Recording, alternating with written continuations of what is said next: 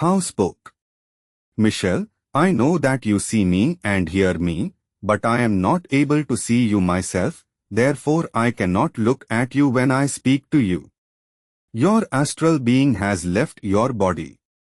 There is no danger in this, you needn't worry.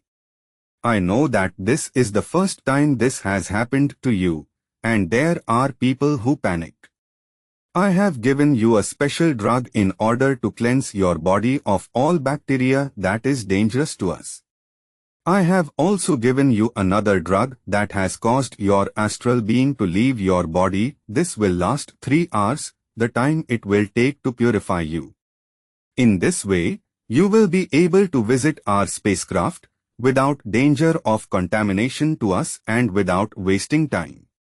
As strange as it seems, I found this quite natural, and I followed her. It was fascinating. She arrived in front of a panel that slid open to let us pass into one chamber after another.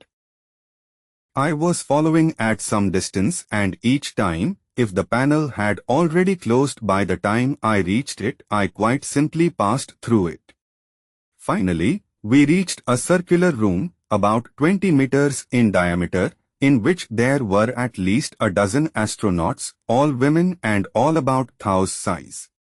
Thao approached a group of 4 who were seated in enormous, comfortable-looking armchairs, arranged in a circle. When she sat down in a vacant seat, the 4 heads turned towards her questioningly.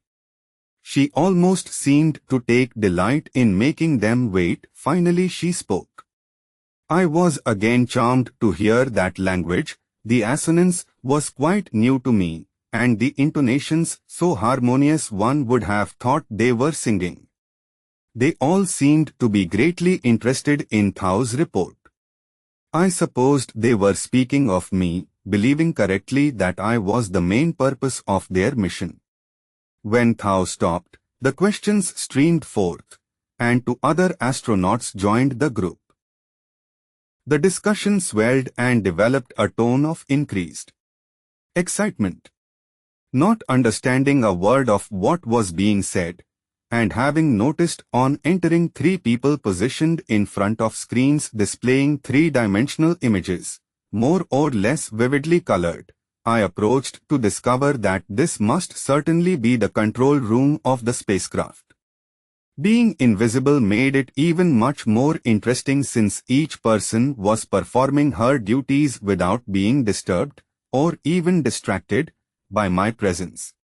On a screen bigger than the rest, I was able to discern dots, some larger than others and some brighter, which moved steadily and without interruption in their prescribed directions, several towards the left of the screen and others towards the right.